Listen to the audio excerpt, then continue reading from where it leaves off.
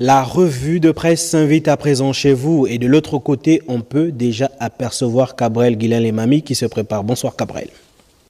Bonsoir Claude Boussougou Matumba. 3 journaux dans les kiosques ce matin, tous parlent de l'organisation du référendum constitutionnel et de la dotation en équipement de génie civil et agricole à 2 ministères, notamment le ministère des Travaux publics et celui de l'Agriculture. D'abord, en ce qui concerne le ministère des Travaux publics et celui de l'Agriculture, l'Union évoque les gros moyens dont dispose désormais le ministère des Travaux publics et le ministère de l'Agriculture. Le quotidien national précise que pour l'administration des Travaux publics, le lot doit permettre la relance effective des opérations d'entretien des routes en terre, et pour le ministère de l'Agriculture, ces équipements devront permettre l'intensification de tous les pans de ce secteur qui n'a presque jamais fait l'objet d'une action concrète.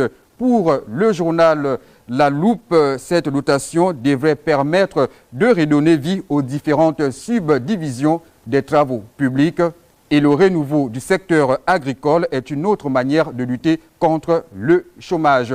Référendum 2024 au Gabon, le oui à la dictature de 30% de Gabonais, titre coup le messager pour le journal. Du point de vue des canaux et des outils de communication, il est praticablement impossible d'avoir les chiffres relatifs au taux de participation ou d'abstention sur toute l'étendue du territoire gabonais à 20 h le jour du scrutin. Selon toujours coup le messager, cela s'appelle un miracle dont seul le CTRI PDG détient le secret. Argument contraire à La Loupe qui titre « Tout est possible » dans son éditorial. Le journal parle des recours déjà déposés à la Cour constitutionnelle, non sans omettre de citer que les Gabonais viennent de relever le défi dans l'organisation du référendum 2024 en République gabonaise. Le ministre de l'Intérieur et ses collaborateurs, selon le journal, ont prouvé le contraire. Tout est possible. C'est tout pour votre revue de presse. À demain.